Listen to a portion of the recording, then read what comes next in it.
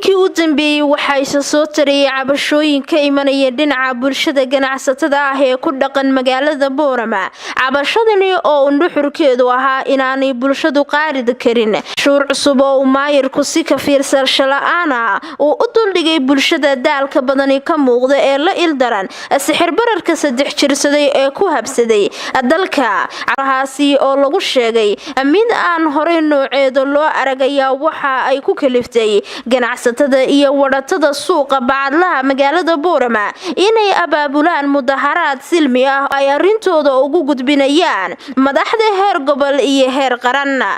Dibadbaxyadaasi oo markii dambe ay mas'uuliyiinta dawladda hoose ay u adeegsadeen ciidamada ammaanka kuwaasi oo rasaas u isticmaalayay inay ku kala kaxeeyaan ganacsatada sida nabadda ah u muujinayay dareenkooda halkaasi oo mar qura ay xaaladdu isku bedeshay sida tan.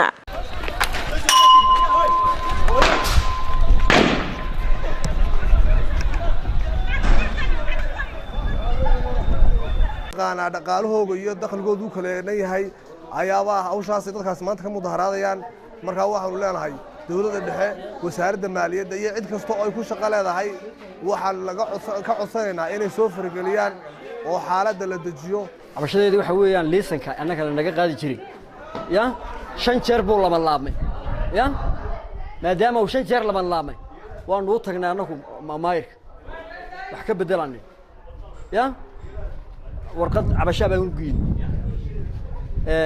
barasaabka warqad cabasho baan u geeyay ya annagu taa ganacsatada ay reer baan nahay ganacsatada yaryarada magaranaysa waxaanay qaadi karay baan nagu soo qoray oo la filan karo in mudaharaad kale oo rabshado wata ay ka dhalan karaan kacdoonkan ka imanaya bulshada dhuunta loo galay ee dhiigoodii ay xalaashadeen dawladda hoose ee degmada Boorama haddii aan wax laga qaban cashuurtani oo ah 4 jibaar intii markii hore laga qaadi jiray ganacsatadan oo aan weligood arag wax loogu qabto cashuurta laga qaado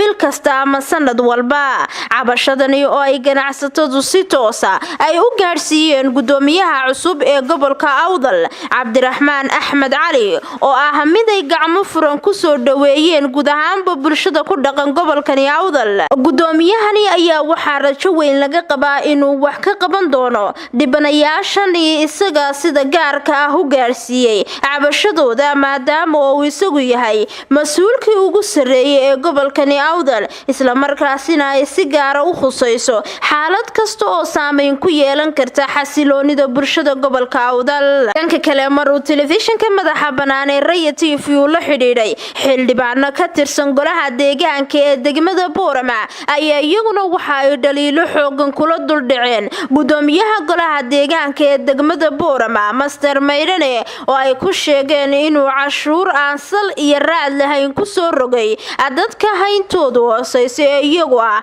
ganacsatada soo koraysa oo ah in la gacan qabto. tan waxa weeye taa kacdoon kaba keentay way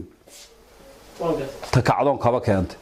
waxaan ogeyn oo maanta ninka ganacsadeehi hadduu yiraahdo maxaa waxan la igu qoray berigii hore waxay ahayd gudida waaxda dhaqaalaha arrimaha bulshada waa gudiyaa jira golaha deegaanka gudida ku haboon ay dhaqaalaha tagi jirtay xubnaha agaasimayaasha waxa lagu dari jiray cashuuraha si wax aanu soo qiimeyn jirnay akademiga waxa oon qiimeyn jirnay meherada maxaa ku kordhay maxaa ma qaadi karaa ma waxba hoos uga dhacay miisaaniyada laftigeegu oo daraskii sanadkii hore waa inay ku bees gareysnaato haddii ila dhaqaale ay soo kordheen miisaaniyada la kordhinaya hadiiba ayna ila dhaqaale dakhli ka soo hoyeen dersno way loo kordhiyo hadood garsooma marka waxa weey qofkii hadaanu fahamsanaynba oo maanta isaga laftiisa ka weydiisaan miisaaniyada maxaa kordhiya maxaa se dhima wallaahuna idin sharxi karin fadhiidkee admoodo inuu la daala dhacayo maamulka u egmanay mas'uuliyadda isaga lahaa waxay dadkan tagas bayrkii markay cashuur laga qaaday cashuur bixiyo marka wax laga qaaday dib loogu celiyaa baa runtii ma ay dhicin. gudoomiyaha golaha deegaanka degmada Boorama Mr. Maydane waxay ahayd ama waxa uu maanta ku sugan yahay xaalkiisu waa wax aan indhaha laga qarsan karin beer dheem inuu ka dhex raadiya ma hayne iskaashatada cabanaysa cashuur bixiyayaasha inuu dib wax ugu celiyo wadooyinka dayactir ku sameeyaa bay ahayd ninkaas wuxuu xuubsiibtay xoolo urursi hanti boob iyo musuqmaasuq wadiga arkaya cashuur bixiyaha cabanaya qayliyaya